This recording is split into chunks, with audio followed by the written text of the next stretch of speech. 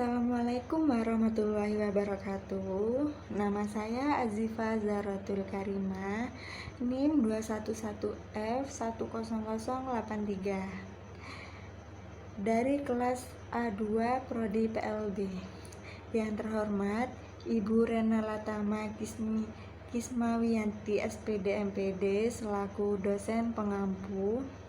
Di sini saya akan mendeskripsikan tentang hasil resum dan menjelaskan kembali film yang berjudul Tari Zaman Par. Tari Zaman Par adalah sebuah film yang menceritakan tentang seorang anak kelas 3 yang duduk di bangku sekolah dasar bernama Ihsan Nandikshore Awasthi. Ihsan adalah seorang anak yang tidak bisa mengikuti kegiatan di sekolahnya dengan baik. Ia dicap sebagai anak yang bodoh dan nakal. Tak hanya itu, Ihsan juga memiliki kesulitan dalam membaca maupun menulis. Ia kesulitan mengenal huruf, misalnya sulit membedakan antara D dan B atau P. Dia juga susah membedakan suku kata yang berbunyi hampir sama.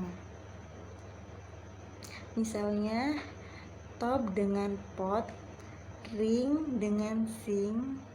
Bukan hanya itu, ia juga sering menulis huruf terbalik.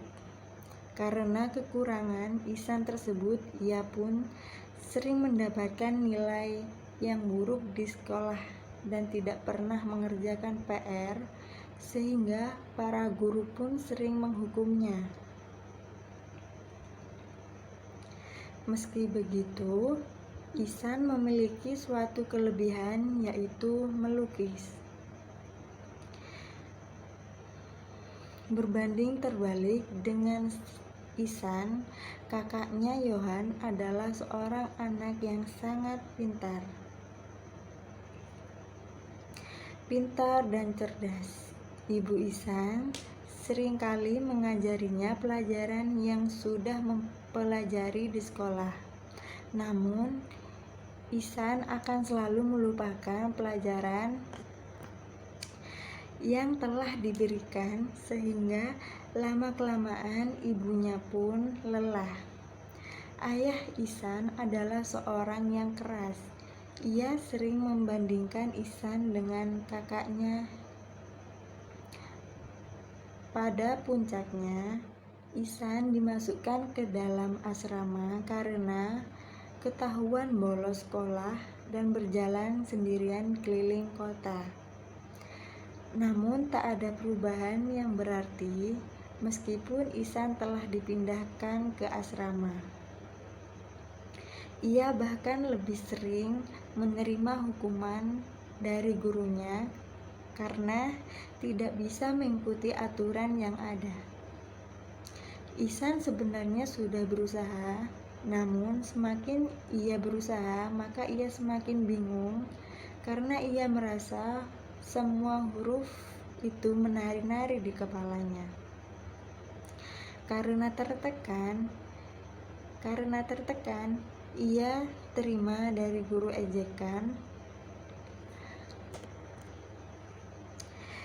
dan ejekan dari teman-temannya. Ihsan pun tidak mau menggambar lagi.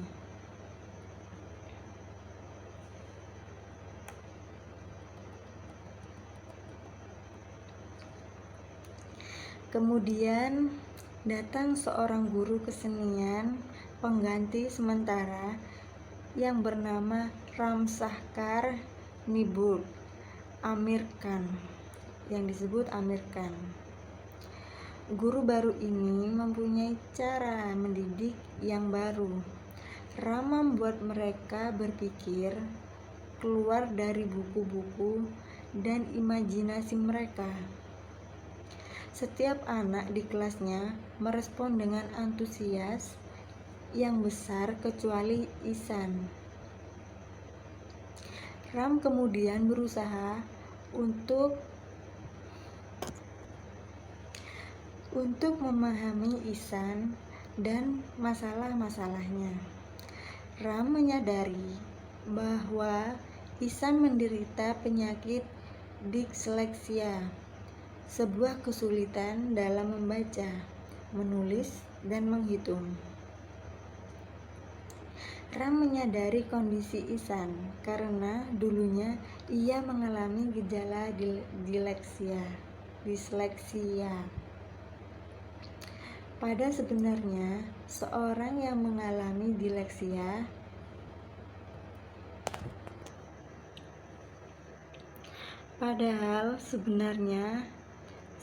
yang mengalami disleksia memiliki kemampuan inteligensi yang tinggi.